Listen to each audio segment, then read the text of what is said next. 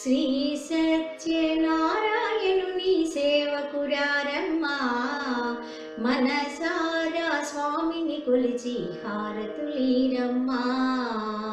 శ్రీ సత్యనారాయణుని సేవకురారమ్మా, మనసారా స్వామిని కొలిచి హారతులీరమ్మా.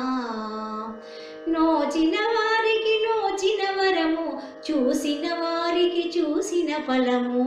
శ్రీ సత్యనారాయణుని సేవకురారమ్మా, మనసారా స్వామిని కొలిచి హారతులీరమ్మా.